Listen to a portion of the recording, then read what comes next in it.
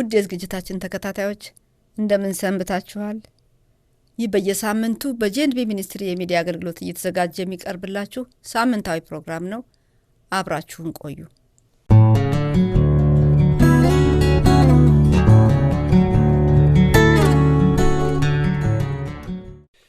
እንግዲህ በዛሬውም ቀን እግዚአብሔር እንዲናገረን በመንማራቸው ትምህርቶች እግዚአብሔር ማስተዋል አስተዋይ ጆሮን ልብን እንዲሰጠን አስቀድመን ከኔ ጋር አጭር ጸሎት እንጸልይ። እግዚአብሔር ሆይ እናመሰግንሃለን። በዚህ አገልግሎት እያለፍክ ብዙዎችን እየነካህ እያስተማርክ እኛንም እየተናገርከን እያዘጋጀህን ስለሆነ እናመሰግንሃለን። ዛሬ ደግሞ በመንነጋገርበት በዚህ እውነት ውስጥ እያለፍክ መንፈስ ቅዱስ ሆይ ለእያንዳንዳችን በሚገባን ቋንቋና እግዚአብሔር ሆይ ንግግር እንድታስረዳ እንድታስተምረን እኛም ደግሞ ካወቅን በኋላ መሳሳትን እንድንተው እንድትረዳን እንጸልያለን። ጊዜያችንን የሚሰሙንን እኛንም በስምህ እንባርካለን በኢየሱስ ክርስቶስ ስም አሜን።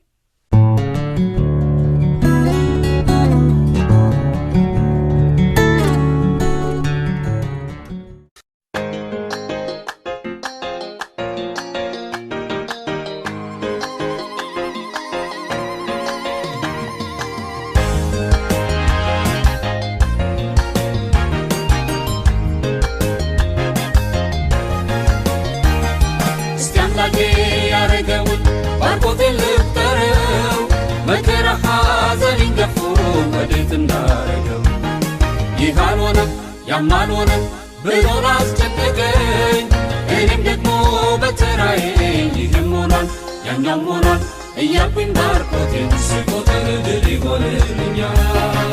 እስቲ አምላኬ ያረገውን ባርኮቴን ልቁጠረው መከራ ሐዘኔን ገፎ ወዴት እንዳረገው ይህ አልሆነም ያም አልሆነም ብሎን አስጨነቀኝ እኔም ደግሞ በተራዬ ይህም ሆኗል ያኛም ሆኗል እያልኩኝ ባርኮቴን ስቆጥር ድል ይሆንልኛል። አቤኔዘር እግዚአብሔር ረዳኝ፣ አቤኔዘር እግዚአብሔር ረዳኝ፣ አቤኔዘር እግዚአብሔር ረዳኝ። የትናንቱን ካሻገረኝ ለዛሬው ውስጥ ናሰቀኝ ለነገው እርሱ አለኝ። አቤኔዘር እግዚአብሔር ረዳኝ፣ አቤኔዘር እግዚአብሔር ረዳኝ፣ አቤኔዘር እግዚአብሔር ረዳኝ።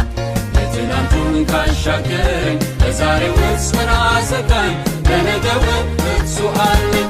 ባርኮቴን ስቆጥረው ዘምር ዘምር ይለኛል፣ ባርኮቴን ስቆጥረው ዘምር ዘምር ይለኛል። ያዘነው ልቤ ይጽናናል፣ ተስፋና እምነት ይሞላል፣ ከሸለቆም ይወጣል። ያዘነው ልቤ ይጽናናል፣ ተስፋና እምነት ይሞላል፣ ከሸለቆም ይወጣል። ባርኮቴን ስቆጥረው ዘምር ዘምር ይለኛል፣ ባርኮቴን ስቆጥረው ዘምር ዘምር ይለኛል። ያዘነው ልቤ ይጽናናል፣ ተስፋና እምነት ይሞላል፣ ከሸለቆም ይወጣል። ያዘነው ልቤ ይጽናናል፣ ተስፋና እምነት ይሞላል፣ ከሸለቆም ይወጣል። አቤኔዘር እግዚአብሔር ረዳኝ፣ አቤኔዘር እግዚአብሔር ረዳኝ፣ አቤኔዘር እግዚአብሔር ረዳኝ። የትናንቱን ካሻገረኝ ለዛሬው ውስጥ ናሰቀኝ ለነገው እርሱ አለኝ። አቤኔዘር እግዚአብሔር ረዳኝ፣ አቤኔዘር እግዚአብሔር ረዳኝ፣ አቤኔዘር እግዚአብሔር ረዳኝ። የትናንቱን ካሻገረኝ ለዛሬው ውስጥ ናሰቀኝ ለነገው እርሱ አለኝ። ባርኮቴን ስቆጥረው ዘምር ዘምር ይለኛል፣ ባርኮቴን ስቆጥረው ዘምር ዘምር ይለኛል። ያዘነው ልቤ ይጽናናል፣ ተስፋና እምነት ይሞላል፣ ከሸለቆም ይወጣል። ያዘነው ልቤ ይጽናናል፣ ተስፋና እምነት ይሞላል፣ ከሸለቆም ይወጣል። ባርኮቴን ስቆጥረው ዘምር ዘምር ይለኛል፣ ባርኮቴን ስቆጥረው ዘምር ዘምር ይለኛል። ያዘነው ልቤ ይጽናናል፣ ተስፋና እምነት ይሞላል፣ ከሸለቆም ይወጣል።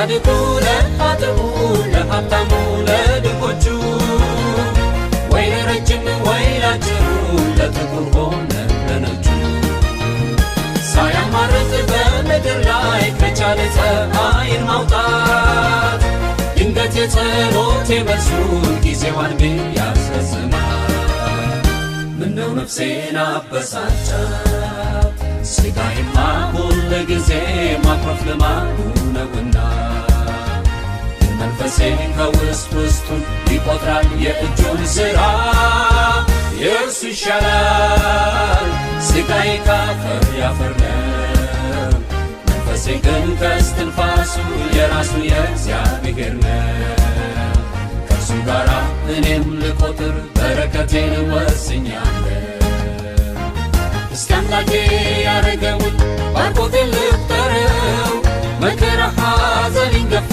ወዴት እንዳረገው ይህ አልሆነም ያም አልሆነም ብሎ ላስጨነቀኝ እኔም ደግሞ በተራዬ ይህም ሆኗል ያኛውም ሆኗል እያልኩኝ ባርኮቴን ስቆጥር ድል ይሆንልኛል እስኪ አምላኬ ያረገውን ባርኮቴን ልቁጠረው መከራ ሐዘኔን ገፎ ወዴት እንዳረገው ይህ አልሆነም ያም አልሆነም ብሎ ላስጨነቀኝ እኔም ደግሞ በተራዬ ይህም ሆኗል ያኛውም ሆኗል እያልኩኝ ባርኮቴን ስቆጥር ድል ይሆንልኛል አቤኔዘር እግዚአብሔር ረዳኝ አቤኔዘር እግዚአብሔር ረዳኝ አቤኔዘር እግዚአብሔር ረዳኝ የትናንቱን ካሻገረኝ ለዛሬ ውስጥ ናሰጋኝ ለነገው እርሱ አለኝ አቤኔዘር እግዚአብሔር ረዳኝ አቤኔዘር እግዚአብሔር ረዳኝ አቤኔዘር እግዚአብሔር ረዳኝ የትናንቱን ካሻገረኝ ለዛሬ ውስጥ ናሰጋኝ ለነገው እርሱ አለኝ ባርኮቴን ስቆጥረው ዘምር ዘምር ይለኛል ባርኮቴን ስቆጥረው ዘምር ዘምር ይለኛል ያዘነው ልቤ ይጽናናል ተስፋና እምነት ይሞላል ከሸለቆ ይወጣል ያዘነው ልቤ ይጽናናል ተስፋና እምነት ይሞላል ከሸለቆ ይወጣል ባርኮቴን ስቆጥረው ዘምር ዘምር ይለኛል ባርኮቴን ስቆጥረው ዘምር ዘምር ይለኛል ያዘነው ልቤ ይጽናናል ተስፋና እምነት ይሞላል ከሸለቆ ይወጣል ያዘነው ልቤ ይጽናናል ተስፋና እምነት ይሞላል ከሸለቆ ይወጣል አቤኔዘር እግዚአብሔር ረዳኝ አቤኔዘር እግዚአብሔር ረዳኝ አቤኔዘር እግዚአብሔር ረዳኝ የትናንቱን ካሻገረኝ ለዛሬ ውስጥ ናሰጋኝ ለነገው እርሱ አለኝ አቤኔዘር እግዚአብሔር ረዳኝ አቤኔዘር እግዚአብሔር ረዳኝ አቤኔዘር እግዚአብሔር ረዳኝ የትናንቱን ካሻገረኝ ለዛሬ ውስጥ ናሰጋኝ ለነገው እርሱ አለኝ ባርኮቴን ስቆጥረው ዘምር ዘምር ይለኛል ባርኮቴን ስቆጥረው ዘምር ዘምር ይለኛል ያዘነው ልቤ ይጽናናል ተስፋና እምነት ይሞላል ከሸለቆ ይወጣል ያዘነው ልቤ ይጽናናል ተስፋና እምነት ይሞላል ከሸለቆ ይወጣል ባርኮቴን ስቆጥረው ዘምር ዘምር ይለኛል ባርኮቴን ስቆጥረው ዘምር ዘምር ይለኛል ያዘነው ልቤ ይጽናናል ተስፋና እምነት ይሞላል ከሸለቆ ይወጣል ያዘነው ልቤ ይጽናናል ተስፋና እምነት ይሞላል ከሸለቆ ይወጣል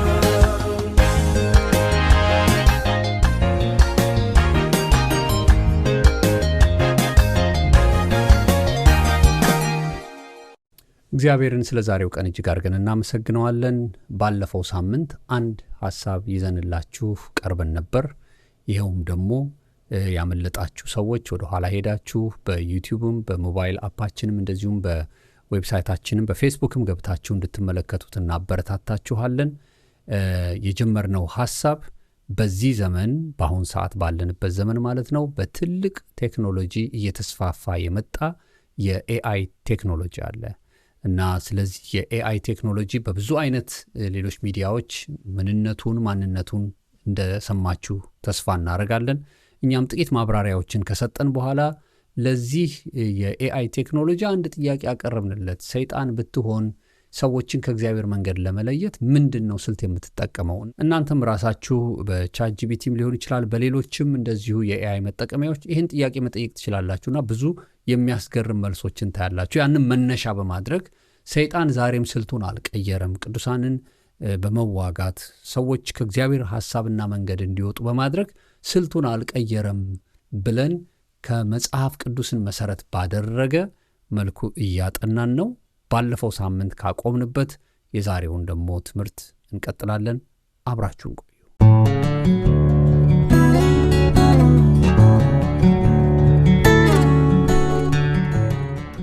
የመጀመሪያው ስልት ትኩረታቸውን መከፋፈልና ጊዜያቸውን በጊዜያዊ ጉዳይ ላይ እንዲያባክኑ ማድረግ ነው አለን ኤአይ። አሁንም እንግዲህ ኤአይ ስንላችሁ እንደ ሰይጣን እንድትቆጥሩት አይደለም። ይሄ መረጃ ግን እዚህ ቴክኖሎጂ ውስጥ ገብቶበታል። ትኩረታቸውን መከፋፈልና ጊዜያቸውን በጊዜያዊ ነገር እንዲባክን ማድረግ። በዕብራውያን ምዕራፍ 11 ከቁጥር 25-26 እንዲህ ይላል፣ ከግብፅ ብዙ ገንዘብ ይልቅ ስለ ክርስቶስ መነቀፍ እጅግ የሚበልጥ ባለጠግነት እንደሆነ አስቧልና ለጊዜው በኃጢአት ከሚገኝ ደስታም ይልቅ ከእግዚአብሔር ሕዝብ ጋር መከራን መቀበል መረጠ፣ ብድራቱን ትኩር ብሎ ተመልክቷልና ይላል። የሙሴ ትኩረቱ ብድራቱ ላይ ነበር። ታዲያ የብድራቱን ትኩረት አቅጣጫ የሚያበላሹበትን ሁለት ዋና ዋና ነገሮች በዚህ ጥቅስ ላይ ተጽፈውልናልና እንመልከታቸው። ሁለቱ የትኩረት አቅጣጫን የሚያስቀይሩ ነገሮች ተራ ነገር ይመስላሉ፣ ግን ብዙውን ሰው ጠልፈው የጣሉና ብዙ አገልጋዮችን ያጣንባቸው ጉዳዮች ናቸው። አንደኛ የግብፅ ብዙ ገንዘብ ነው። ሁለተኛ ለጊዜው በኃጢአት የሚገኝ ደስታ ነው። ታውቃላችሁ እግዚአብሔር አምላካችን ከምንም በላይ የእኛን ደስታ እንደሚፈልገው አሁን ሁሌ ደስተኞች እንድንሆን ይፈልጋል። በኑሯችን፣ በመውጣት መግባታችን፣ በማንኛውም ሁኔታ እንደ አምላካችን ደስተኛ እንድንሆንለት የሚፈልግ ማንም የለም። እንግዲህ እግዚአብሔር ያንን ደስታ እንድናገኝ የሚፈልገው በኃጢአት በምንሄድባቸው መንገዶች ውስጥ አልፈን አይደለም ይሄ ደስታ ፍጹም የሚሆነው። ስለዚህ ይሄ እንድናስተውል ያስፈልገናል። አዎ ዮሴፍ በዘፍጥረት 39 ላይ ታሪኩን ሄደን ስናነብ በኃጢአት ለጊዜው በሚገኝ ደስታ ትኩረቱ እንዳይበላሽ ያደረገው አንድና አንድ ብቸኛ ነገር ሸሽቶ መሮጥ ነበር። ትቶት የሮጠው ልብስ እንደ ምስክር ሆኖበት እስር ቤት አስገብቶታል። ለዮሴፍ በኃጢአት ከሚገኝ ጊዜያዊ ደስታ ይልቅ እግዚአብሔር የተናገረው እስኪፈጸም የሚቀበለው መከራ በልጦበት ነበር።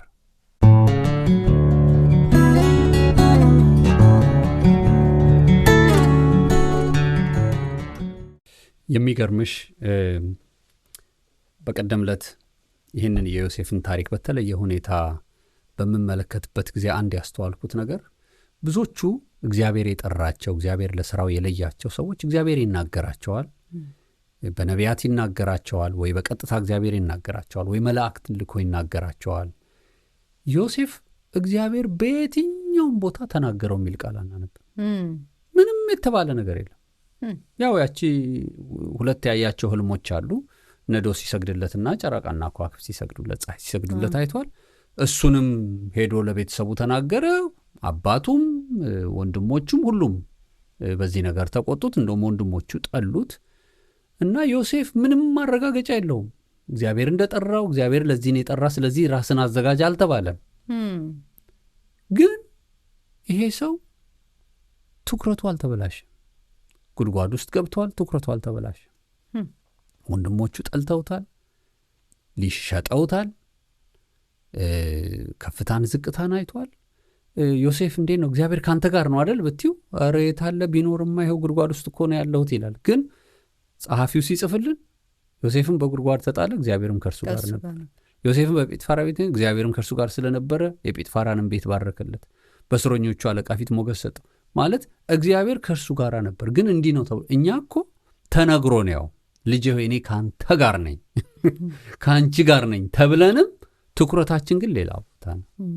ይሄ በጣም በእውነት አያስገርም? በጣም ከባድ በጣም እኔ ራሴን ሳየው እግዚአብሔር የተናገረኝ እግዚአብሔር በአደባባይ በሕዝብ ፊት የተናገረኝ በቃሉ የተናገረኝ ሌሎችንም ነገሮችን ሳስብ እንደዚህ ሆኜ ትኩረቴ ግን እሱ ላይ አይደለም። ይሄ ሰውዬ ምንም አልተነገረው። እንደውም የሆነ ዓመት ላይ ሲደርስ ሰርቀው አምጥቶኛል የሚል አስተሳሰብ ውስጥ ገባ። በቃ ግን እግዚአብሔር ከእርሱ ጋር ነበር። ትኩረታቸው አልተለያየም። በቃ እና ይችላል፣ ባዶ ቤት ነው ያለው፣ በብዙ ነገር የሚመች ነው፣ ግን ጥሎ ሮጠ። በኃጢአት የሚገኝ ደስታን አልፈለገም። እምቢ ነው ያለው። ይሄ እግዚአብሔር በእውነት ማስተዋልን ይስጠን እና ውድ የዝግጅታችን ተከታታዮች ትኩረታችን እንዳይበላሽ የምንመርጠው ነገር ወሳኝነት አለው። ይሄ ሰው ትኩረቱን አየ፣ ይሄ ነገር ያበላሽብኛል፣ ከጴጥፋራ ሚስት ጋር መተኛት ትኩረቴን ያበላሸዋል ብሎ ጥሎ ሮጠ። ያ ውሳኔው ብዙ ከባድ ነገሮች ውስጥ አስገብቶታል። ግን ወሰነ። በቃ ዛሬ በምንወስናት እያንዳንዷ ጉዳይ የነገ ማንነታችን ይወሰናል። ብዙ ሰው በዚህ ጉዳይ ትኩረቱ ተሰናክሎ ወድቋል። እግዚአብሔር በእውነት ይጠብቀን።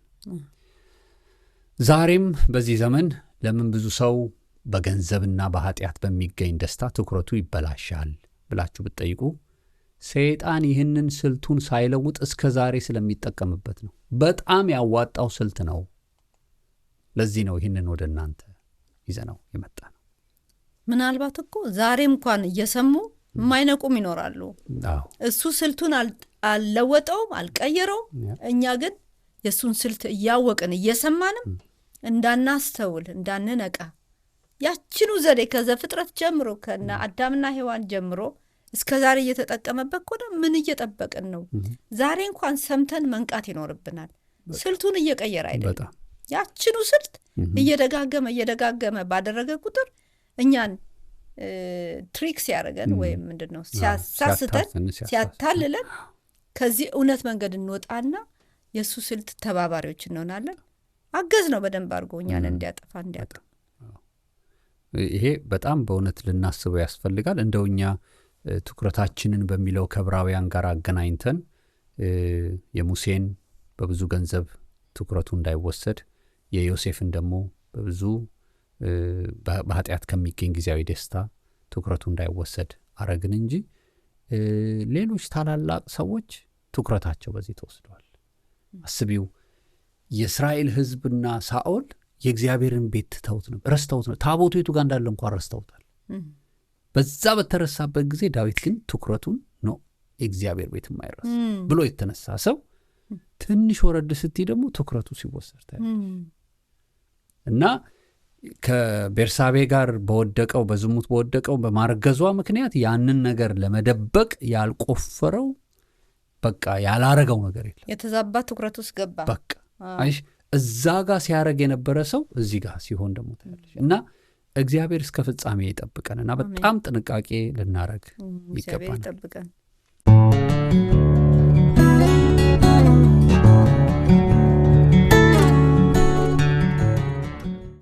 እንግዲህ በፕሮግራማችን መግቢያ ላይ እንደነገርናችሁ ለኤአይ ባቀረበለት ጥያቄ ሰዎችን ከእግዚአብሔር መንገድ እንዲርቁ ሰይጣን ብትሆን ኖሮ ምን ታደርግ ነበር ለሚለው ጥያቄ ምላሽ የሰጠው ጊዜያቸው በጊዜያዊ ጉዳይ ላይ ነው እንዳያባክኑት የማደርገው ያለው። መቼስ እኛን ጨምሮ ብዙዎቻችን በተደጋጋሚ ከአፋችን የማይጠፋ አንድ ንግግር አለችን። ያም ቢዚ ነኝ የምትል ናት። በእርግጥ የሥራ ብዛት እንደሚገጥመን ይታወቃል። ነገር ግን በቀን ውስጥ ከተሰጠን የ24 ሰዓት ውስጥ ለነፍሳችን፣ ለስጋችን፣ ለመንፈሳችን የሚሆነውን ሁሉ ስንፈጽምበት ነው የምንውለው። ለአንድ ሰው እግዚአብሔር ለዛሬ ቀን ዋልበት ብሎ ከሚሰጠው የ24 ሰዓት ጊዜ ውስጥ በተብቃቃ ሁኔታ 8 ሰዓቱን በስራ ላይ ቢያሳልፍ የ8 ሰዓት ደግሞ በቂ እንቅልፍ ቢያገኝ ለቁርስ ለምሳና ለራት ጊዜው አንድ ሰዓት ተጠቅሞ የ3 ሰዓት ጊዜውን ለመመገቢያ ቢጠቀም ከቤተሰብ ማለትም ከሚስት ከልጆች ጋር የሚያሳልፍበት 2 ሰዓት ቢጠቀም ደግሞ ለብቻው ወይም ደግሞ ከጓደኞቹ ጋር ዘና የሚልበትን 1 ሰዓት ቢያሳልፍ አሁንም ገና ያልተነካ የ2 ሰዓት ጊዜ ይተርፈዋል። በእርግጥ ይህ አሁን የተሰጠን የሰዓት ምደባ በጣም በሰፋና በተደላደለ መልኩ እንደሆነ እንደሚገባን ተስፋ አድርጋለሁ። ምክንያቱም አይደለም የ8 ሰዓት እንቅልፍ የምንተኛ የ8 ሰዓት የምንሰራ ጥቂቶች ነን።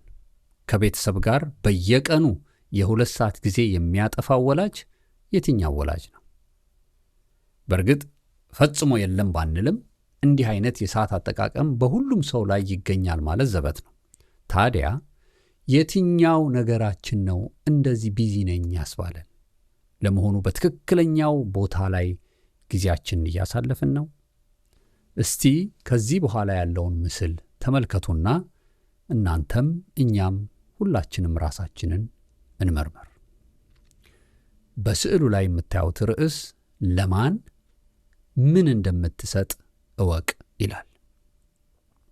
የመጀመሪያው የምትመለከቱት ስዕል ለምታስበውና ለራእይህ ገንዘብህን ስጥ ይላል። በስዕሉ ላይ የምታዩት የአእምሮ ወይም የጭንቅላት ስዕል ውስጥ ገንዘብ ሳንቲም ሲገባበት ነው የምታዩት። መካከለኛው ስዕል ደግሞ ለቤተሰብህ ጊዜህን ስጥ ይላል። በልብ ቅርጽ ውስጥ የሰዓት ምልክት ነው የምትመለከቱት። ሦስተኛውና ከታች ያለው ስዕል ውስጥ ደግሞ ለማህበረሰብህ ልብህን ስጥ። የዓለም ሉል ካርታ ላይ የልብ ቅርጽ ነው የምታዩት። እነዚህ በስዕሉ ላይ የምታዩቸው በትክክል እየተገበርናቸው ነው ወይ? በእውነት ይመስላችኋል? ምክንያቱም በስዕሉ ላይ እንደተቀመጠው ካላደረግን አንዱን ለሌላኛው እንሰጣለን ካልን የተዛባ ይሆንብናል። ለምሳሌ ለቤተሰቦቻቸው ወይም ለልጆቻቸው ጊዜን ሳይሆን ገንዘብን የሰጡ ልጆቹ ሲያድጉ ወላጆቻቸውን አያውቋቸውም። ግን እኮ እነዚህ ወላጆች ለልጆቻቸው በሕፃንነታቸው ያወጡት ገንዘብ በጣም ብዙ ገንዘብ ሊሆን ይችላል።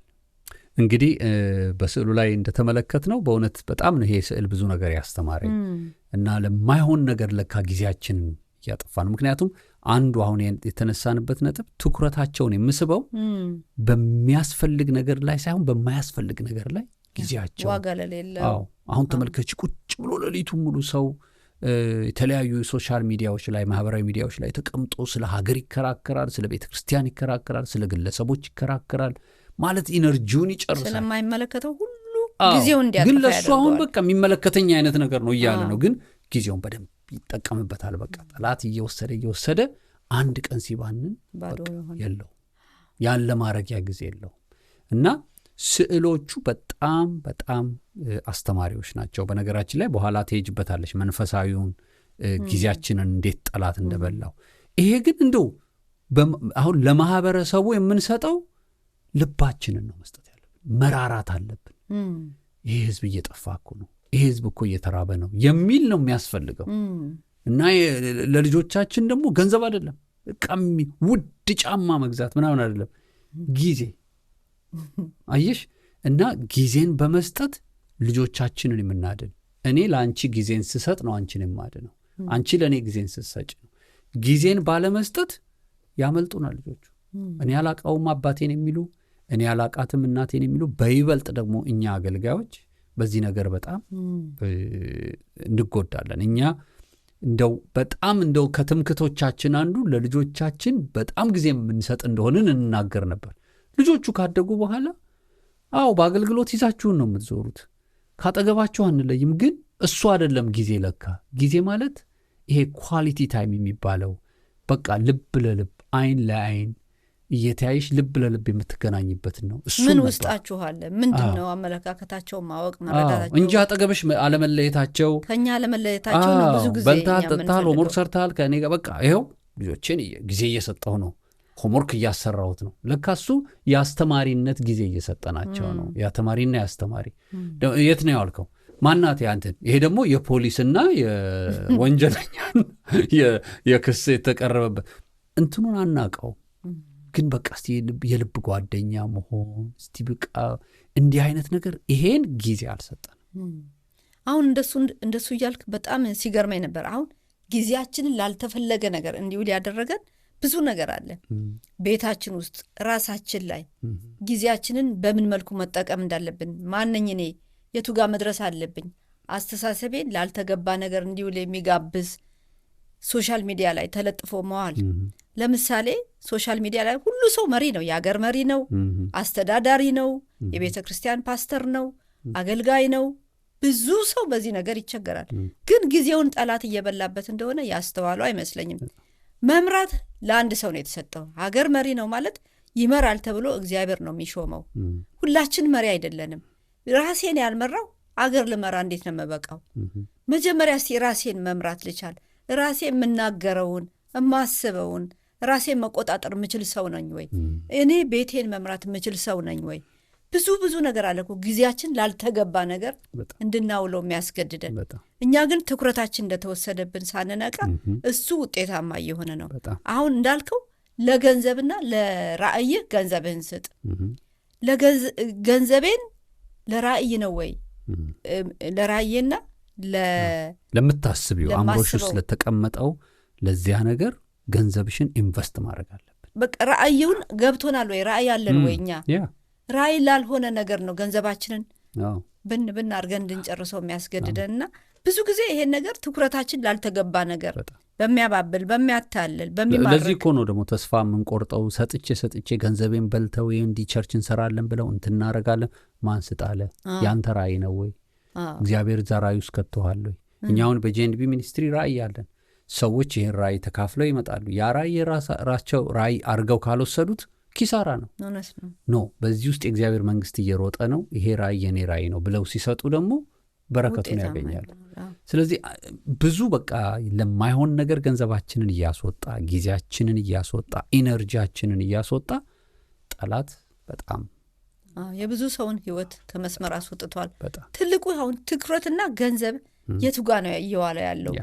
አሁን ትኩረታችን እየተዘረፈብን ያለን ሰዎች መንቃት አለብን።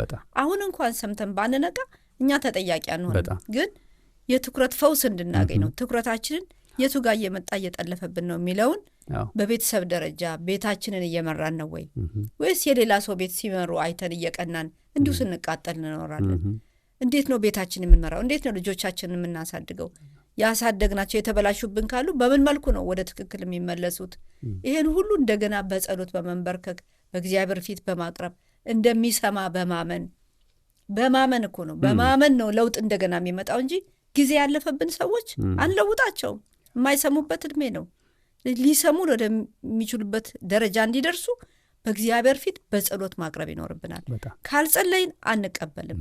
ከጸለይን ግን እግዚአብሔር ልጆቻችንን ወደ ቦታቸው ይመልሳቸዋል፣ ውጤታማ ያደርጋቸዋልና መቼስ አሁን እንዳልሽው እየተናገርሽ እያለ ደግሞ አንድ ነገር አስተውዬ ነው እየሰማ እንኳን አሁን የማያስተውል ሰው አለ እንደምትዩ ሁሉ እየሰማ ደግሞ ዋው ለካ ይሄ ነገር አምልጦኛል ምንድነው ማረገው የሚል ሰው ደግሞ አለ። ጊዜ በእግዚአብሔር እጅ ነው ያለው። እግዚአብሔር ይክሳል ማለት ያ ተምችና ኩብኩባ ይበላብንን ዘመን የሚክስ አምላክ አይደለ? እንግዲህ ይፈውሳል፣ ይመልሳል። የሚመልስ አምላክ ስለሆነ እሱ እንደገና አምላክ ስለሆነ በቃ እቺን እድል መጠቀም በቃ እግዚአብሔር ለካ ጊዜ ተበል በማይረባ ነገር ነው ለካ ጊዜን ያጠፋው። ለዚህ ነው ለካ እንዲህ በሽተኛ ያውቁት። አንዳንድ ሰው እኮ በሽተኛ ሁሉ አርጎታል። በማይሆን ታሪክ ውስጥ በማይሆን የቤት ቸርች ፖለቲክስ ውስጥ አገር ፖለቲክስ ውስጥ ገብቶ እንዳልሽው ለአንድ ሰው የተሰጠውን ነገር እሱም ተሸክሞ መከራውን ሲያይ በቃ በሽተኛ ያደረገው እና አሁን የሚነቃ ካለ እግዚአብሔር ይሄንን መልእክት የሚያመጣው እግዚአብሔር ሊመልሰን ይችላል፣ እንደገና ሊያድሰን ይችላል የሚለው እውነት ነው። እግዚአብሔር ይመስገን።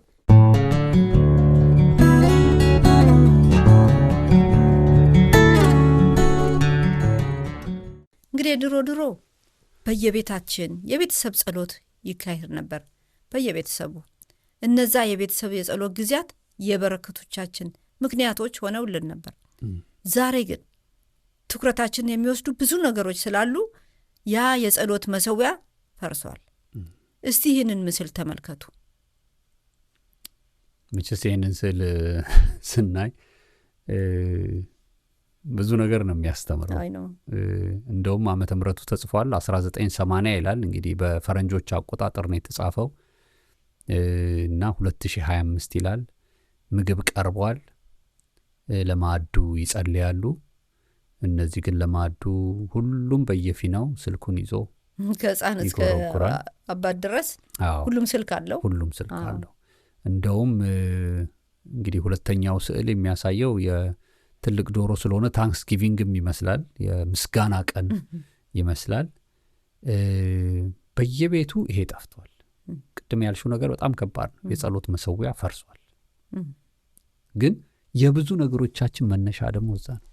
እኛ እኮ መዝሙር የለመድነው መምራት የለመድነው ጸሎት መምራት ማለት በቃ ይሄ የመንፈስ ቅዱስን ድምፅ መስማት፣ ለአጋንንት ሲጸለይ አጋንንት በኢየሱስ ክርስቶስ ስም ሲወጣ ማየት፣ ሰዎች ጌታን ሲቀበል በቤት ውስጥ ባለችው ቸርች ውስጥ ነው የተጀመረው እድገታችን። ጥቅስ መናገር አይደለም። እነዚህ እድገቶች የቤተሰብ ህብረታው ዛሬ ስንሰማ መቼስ ያስቀናሉ። አንዳንድ ሰዎች ለእኛም በጄንድቢ እንደነገሩን በቤተሰብ ጸሎት ስንሰበሰብ እናያችኋለን። አለ ማለት ነው። ይሄ መሰዊያ ያልፈረሰባቸው ቦታዎች አሉ። እናድስ፣ ሁላችንም እናድስ። ይሄ በጣም አስፈላጊ የሆነ ነገር ነው።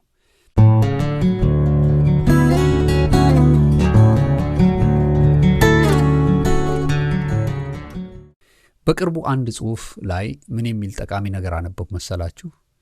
እኛ በየቀኑ ከእግዚአብሔር የምንሰርቅ ሰዎች ነን ይላል። እኛ ሁላችን ሙሉ ለሙሉ ወይም 100% የእግዚአብሔር ነን ይላል። ነገር ግን እግዚአብሔር ከኛ 10% ብቻ እንድንሰጥ በቃሉ ካዘዘን 90 የኛ ሆኖ 10% ብቻ ለእግዚአብሔር መስጠት ያቃተን ሰዎች ነን ካለ በኋላ የሚያሳዝነው በወር ወይም በየ15 ቀኑ በምናገኛት ገቢ 10% መስጠት ያቃተን ሰዎች ብቻ አይደለንም። ነገር ግን በየቀኑ የ2 ሰዓት ከ40 ደቂቃ ሌቦች ነን ይላል።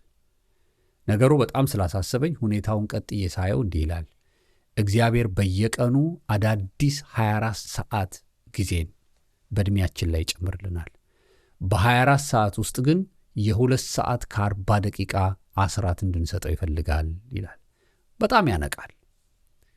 የእውነት ቅድም ስትሰጭን ያችን ካልኩሌሽን 8 ሰዓት ቢተኛ፣ 8 ሰዓት ቢሰራ፣ 3 ሰዓት ለምግብ ቢሰጥ፣ ከዛ 2 ሰዓት ከቤተሰብ ጋር ቢያሳልፍ፣ 1 ሰዓት ለራሱ ጊዜም ቢወስድ፣ አሁንም 2 ሰዓት ተርፋለች። ይህችን ነገር ያስተረፋት እግዚአብሔር አስራቱ ትሆን እንዴ? ደግሞ ከእግዚአብሔር ጋር ደግሞ እስቲ አሁን ቃሉን ላንብብ ወይም አሁን ልጸልይ ወይም ደግሞ ቸርች ሄጄ ከቅዱሳን ጋር እግዚአብሔርን ማለት ያቺ 2 ሰዓት መንፈሳዊዋ ነገሯ እንድትሆን ይሆን እንድንል ያደርገናል። እድል እየሰጠን ነው። በጣም 24 ሰዓቱን እንዳናባክነው፣ ትኩረቱ የተበላሸበት ውሎ እንዳይሆን ለሱ ደግሞ ያቺን ጊዜ ብንሰጥ ብዙ እንቀበላለን፣ ብዙ እናገኛለን። ያቺ 2 ሰዓት እኮ ምንም አይደለች፣ በሌላም ነገር እናጠፋታለን። እንደውም ቅድም እንዳለው አንዱ በየቤታችን ያለው የጸሎት መሰዊያ ፈርሷል ስንል የቲቪ መሰዊያ ግን በደንብ ተሰርቷል። ሁላችንም እዛ ላይ ተሰብስበን ሙቪ ማየት፣ ተሰብስበን ብንዝናና ደስ ይለናል። ግን ልክ እንደዛ ለእግዚአብሔር የምናደርግለት ነገር አለ ወይ? ይሄ እንግዲህ ሁሉ ሰው መጠየቅ ያለበት ነገር ነው። አንከስርም እንዳልሽው 2 ሰዓቷን በደንብ ለእግዚአብሔር በ24 ሰዓት ውስጥ የ2 ሰዓት ጊዜ ለእግዚአብሔር መስጠት ይችላለሁ። በአንድ ጊዜ 2 ሰዓቱንም በመደዳ ባላረግ እስቲ ጠዋት ከዛች ከ2 ሰዓት አስራቴ ላይ የ10 ደቂቃ እስቲ አሁን እንዲህ ላርግ፣ የ30 ደቂቃ ጸሎት ላርግ እንዲያለን እንኳን ደምረን ልናካክሳት እንችላለን። ችግሩ ምንድን ነው? በቃ በጣም በተዳከመ ማንነት ውስጥ ሆነን መጸለይ ወይም እንሄዳለን ቸርች ሄደን ደግሞ ወይ አምልኮ አይጥመንም ወይ ስብከቱ አይጥመንም፣ በቃ ወይ አቃቄር አውጥተን እንመለስ። ይሄ አይደለም። በትክክል ከእግዚአብሔር ጋር ኮሚኒኬት ማድረግ ችለናል ወይ የሚለው ነገር። ምናልባት በአብዛኛው የምንጠቀመው በግላችን እግዚአብሔርን መስማት፣ እግዚአብሔርን ማዳመጥ፣ በእግዚአብሔር ፊት መሆን ምናልባት ውስጣችንን ብዙ የሚጠቅም ነገር እናገኛለን። አንዳንድ ጊዜ ውስጣችን ሳይገነባ ቤተክርስቲያንም እንኳን ዝም ብለን እስቲ ልሂድ ስንል በተበላሸ አእምሮ ስለሆነ የምንሄደው እዛ ሄደን እንዲሁ ብቻ ሰዎችን ስናይ፣ ክፍተት ስናይ፣ ጉድለት ስናይ፣ ባዶነት ስናይ ትኩረታችን ሳይሰበሰብ እግዚአብሔርንም ሳናመልከው ትክክለኛ አቅም ሳናገኝ ተመልሰን ወደ ቤታችን ስንሄድ አየህ እንዴት እንደሚሳካለን። ትኩረት ተዛባ። በቃ አሁን የሚሄደው ለምንድን ነው? ቤተክርስቲያን ሊሄድ ያለ ሰው ለምንድን ነው የሚሄደው? እግዚአብሔርን ላመልከው፣ እግዚአብሔርን ላደምጠው፣ ቅዱሳንን ላገኝ ብሎ መረዳቱ ተስተካክሎ ከሆነ የሚሄደው ይጠቀማል።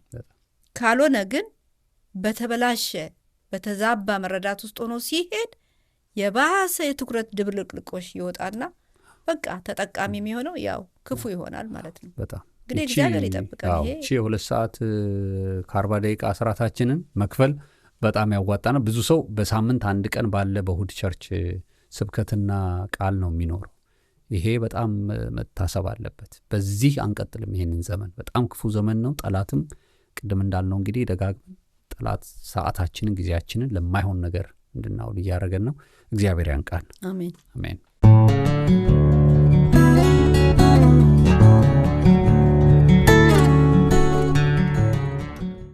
ውድ የዝግጅታችን ተከታታዮች በጊዜ ውስጥ ቀናት፣ ሳምንታት፣ ወራትና ዓመታት እንዲሁም ዘመናት አሉ። በእነዚህ ውስጥ ደግሞ ሰዓታት፣ ደቂቃዎች፣ ሰከንዶች፣ ማይክሮ ሰከንዶች ሁሉ ተቆጣሪ ናቸው። የተነሳንበትን ርዕስ አስታውሱ። ዲያብሎስ ሰዎችን ከእግዚአብሔር መንገድ ለማራቅና ለማሳት የሚጠቀመው ትልቅ አስፈሪ ሆኖ በመግጠም አይደለም፣ ጊዜያችንን በማይረባና በንቶ ፈንቶ እንድናሳልፍ በማድረግ የጊዜያችን ሌባ ራሳችን እንድንሆን በማድረግ ነው። ጌታ ኢየሱስ በዚህ ምድር በነበረው አገልግሎት ዘመን ስለ ጊዜ ጠንቅቆ የተረዳ ሰው ምሳሌ ሆኖ ነው ያስተማረን። ጊዜው ሳይደርስ አንዳች ነገር አያደርግም ነበር። ይመቻል ብሎ የትኛውንም ነገር አያደርግም ነበር። ሁሉን ነገር በጊዜው ነበር ያደርግ የነበረው። ለዚህ እኮ ነው በቃሉ ላይ በመክብብ ምዕራፍ 3 ቁጥር 11 ላይ ነገርን ሁሉ በጊዜው ውብ አድርጎ ሰራ የሚለው። በጊዜው ከሆነ ብቻ ነው አንድ ነገር ውበትን የሚያገኘው። ያለ ጊዜ የሆነ ነገር በሙሉ ውበት አይኖረውም። ለመሆኑ ዘመናችን እንዴት እያለፈ ይሆን?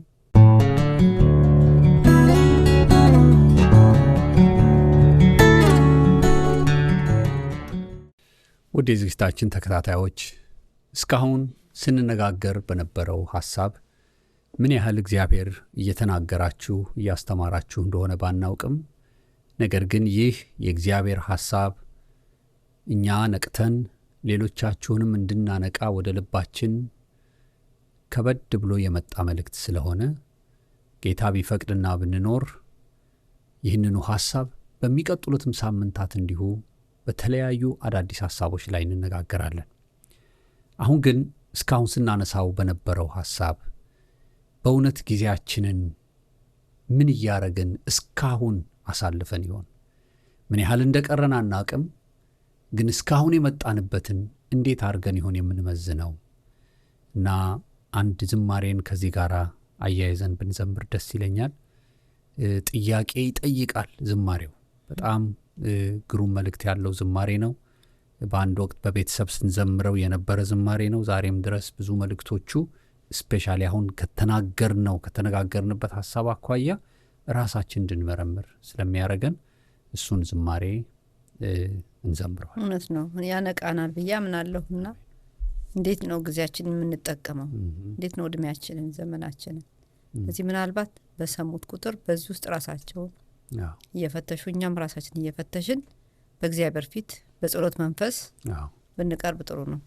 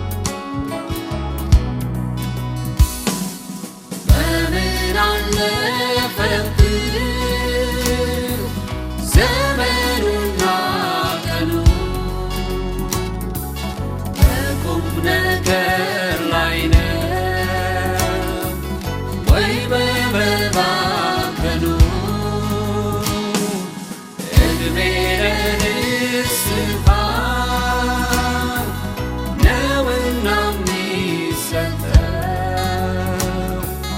ጊዜህን በምን ላይ ነበር ያሳለፍከው?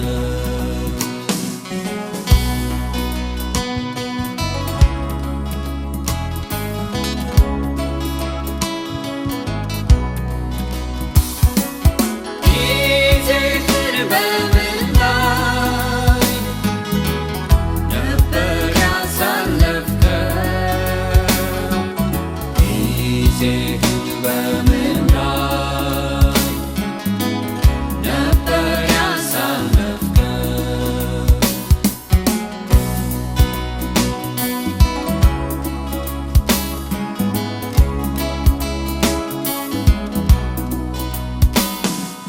ዘመን ቀኑን ቆጥሮ ጊዜውን ወቅቱን በጣም ይቻኮላል ሊያከብር ስራውን። አስተውለሃል ወይ ሰው ሆይ ተላላው ወደ መቃብር እየሮጥክ ነው?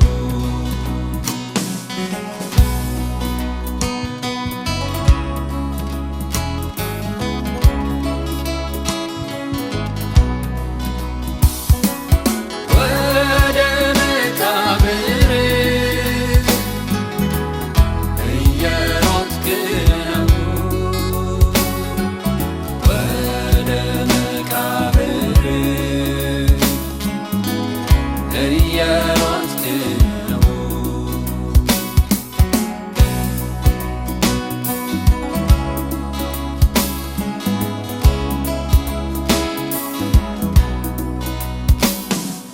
ከትናንቱ ዛሬ ላንተ ተሰጥቶሃል። ነገ ያንተ አይደለም፣ ቀኑ ያልፍብሃል። ስለዚህ አሁኑ ንስሐ ግባና ከአምላክ ጋር ታረቅ። ራስን መርምርና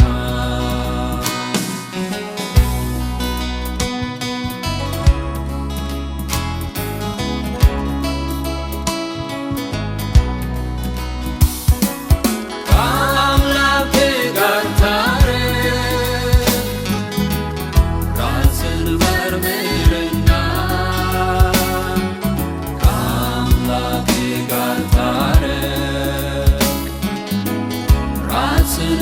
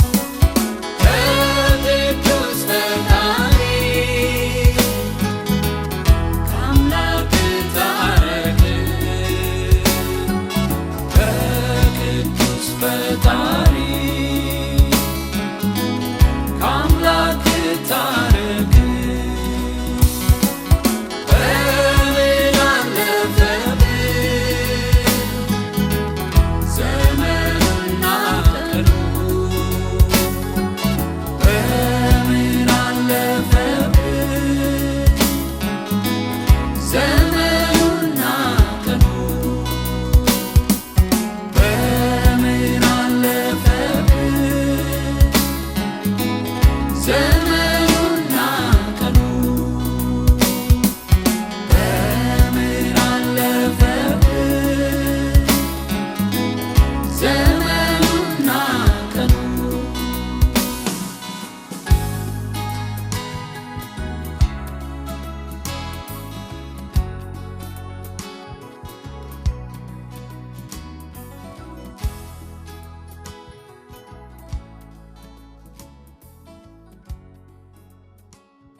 እግዚአብሔርን ስለነበረን የዝማሬ ጊዜ እጅግ አድርገን እናመሰግነዋለን።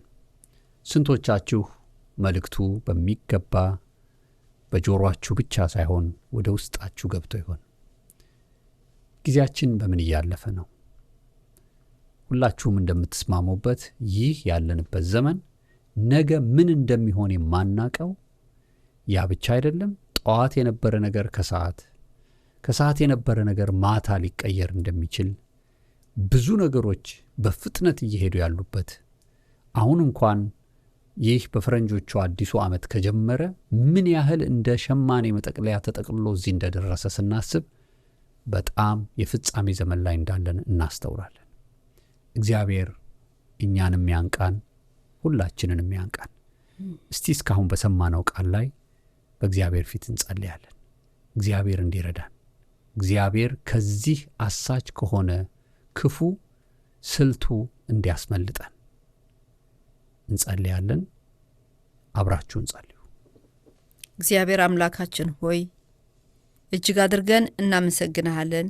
አሜን። ስለ መከርከን፣ እይታችን እንዲስተካከል፣ ዘመኑን እንድንፈትሽ፣ የቱ ጋር እንዳለን እንድናውቅ፣ ትኩረታችን እንዳይጠለፍ ብዙ ጠላፊዎች በየመንገዶቻችን ላይ ቆመው ከተመደበልን ከታዘዝነው ወዳልተፈለገ አቅጣጫ ሐሳባችንን የሚጠልፉ አመለካከታችንን፣ መረዳታችንን፣ መንገዳችንን፣ ሕይወታችንን ሊያሸፍቱ የፈለጉ ብዙ ትግሎች ባሉበት ዓለም ውስጥ አለን። አንተ ግን ትኩረታችንን ልትሰበስብ በቃልህ፣ በእውነትህ፣ በምክርህ ወደኛ ስለመጣ እናመሰግናለን። እግዚአብሔር ሆይ አሁንም ደግሞ በዚህ ባለቀ ሰዓትና ዘመን ላይ እግዚአብሔርን እንደሚፈሩ፣ እንደሚያውቁ፣ እንደሚወዱ ትውልዶች ትኩረታችን እንዲፈወስ፣ የትኩረት ለውጥ እንዲደረግልን፣ ወደዛ ወደ ተፈጠርንበት ሐሳባችን እንዲስተካከል፣ ሁኑ ወዳልከው ወደዛ ፕሮግራም እንድንገባ፣ ከየትኛውም ተጽዕኖ በላይ እንድንሆን በመንፈስ ቅዱስ እገዛ እንዲደረግልን በዚህ ሰዓት እንለምንሃለን። ይሄን የሰማነውን እውነት ከሚቀማ ትኩረታችንን አሁንም እንደ ቀላል እንድናየው እንድንቆጥር ከሚያስገድድ ረቂቅ ተጽዕኖ በክርስቶስ ኢየሱስም የመንቃት አቅም እንዲሰጠን እንለምንሃለን። ጊዜያችን እንዲበላ፣ ጊዜያችን ላልተፈለገ ነገር እንዲውል ከሚያስገድድ፣ ከየትኛውም ጊዜን ከሚሻማ፣ እኛን ከማይመለከተን ግን እንደ ብቁና እንደ ብርቱ እንደ አዋቂዎች ራሳችንን እየቆጠርን ለዛ ነገር ተሟጋች እንደሆነን እንዲሰማን እያደረገን ከተፈጠርንበት ዓላማ ውጪ ከታዘዘልን ስርዓት ውጪ እንድንወጣ እያስገደደ ሐሳባችንን ከጠለፈ ከክፉ ሁሉ እንድንድን በዚህ ሰዓት ይሄን የሚሰሙ ሁሉ እንዲያመልጡ፣ ትኩረታቸው እንዲስተካከልላቸው፣ ጊዜያቸው ላልተፈለገ ነገር እንዳይበላ፣ አቤቱ ይሄን እውነት የሰማን በሙሉ የትኩረት ፈውስ እንድናገኝ፣ ጊዜያችንን አጠቃቀሙን እንድናውቅ፣ በማይገባ ነገር ጊዜያችን እንዳይባክን፣ ከሚያባክንብን ነገር ሁሉ ጠንቅቀን እንድናውቅና እንድንነቃ በቃልህ ገልጠህልናልና በዚህ በሰማነው እውነት እንድንጠበቅ በክርስቶስ ኢየሱስ ስም መታገዝ ይሁንልን። አሜን። ይህን ዘመን ለማሸነፍ እንድንበቃ የአንተ እገዛ ካልመጣና ከሌለ እኛ በራሳችን አንዱ ማሸነፍ አንችልም።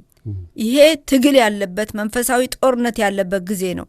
በጌታ በኢየሱስ ስም በመንፈስ ቅዱስ አቅም እንድንተጋ፣ እንድንበረታ፣ ኃይል እንድንቀበል፣ በሁሉ አቅጣጫ በሚበልጥ ማንነት ውስጥ እንድትከተን እንለምናለን።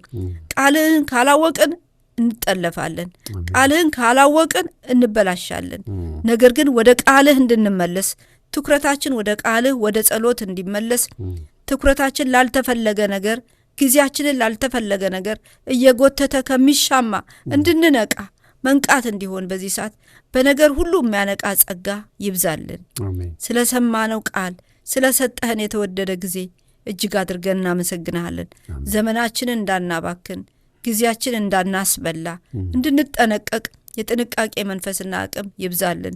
ለሚሰሙ ሁሉ ይሄ ጸጋ ይለቀቅላቸው። ቃልህ እውነተኛ ነውና አሁን የላክልን ቃል ሳይሰራ አይመለስምና በሁላችን ልብና አእምሮ ውስጥ የሚሰራ ይሁን። ይሄ ደግሞ ለክብርህና ለመንግስት ጥቅም ለሁላችንም ደግሞ የህይወት መታደስ ይሁንልን በክርስቶስ ኢየሱስ ስም አሜን።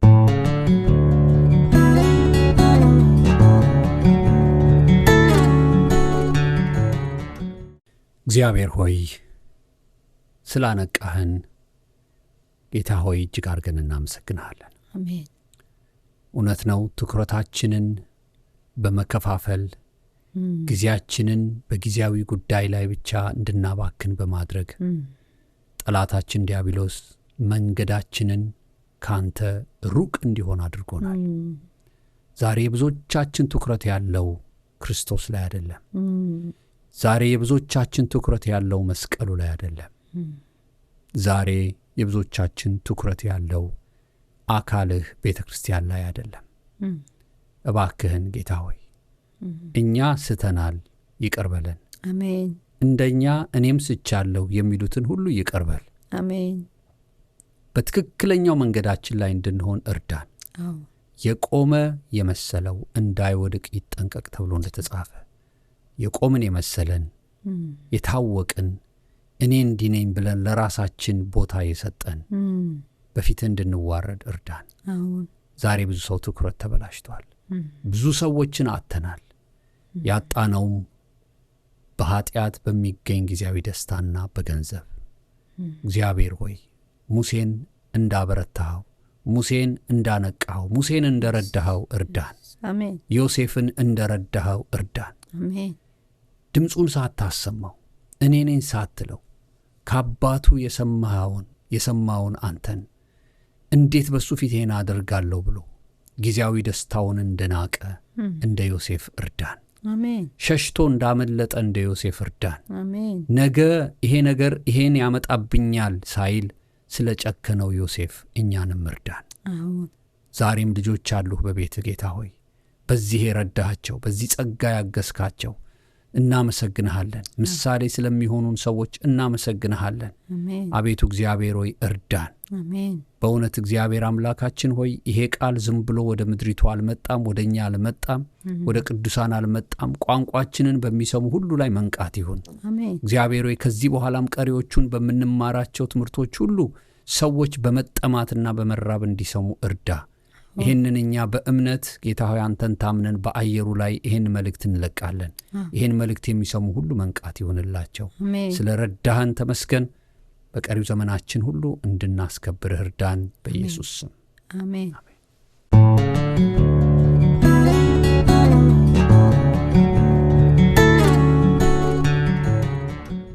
ውድ ዝግጅታችን ተከታታዮች ስለነበረን ጊዜ እግዚአብሔርን እጅግ አድርገን እናመሰግናለን።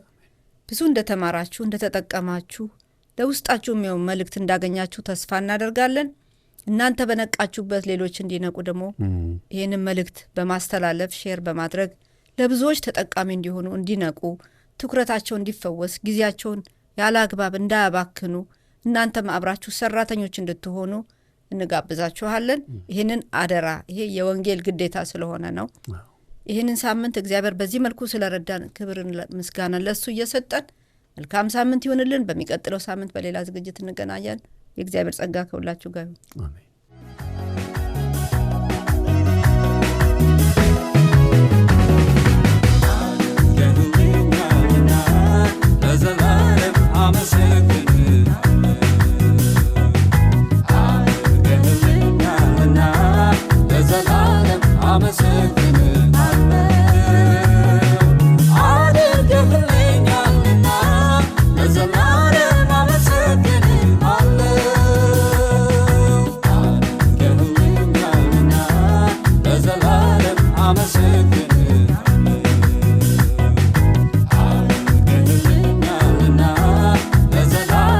I'm a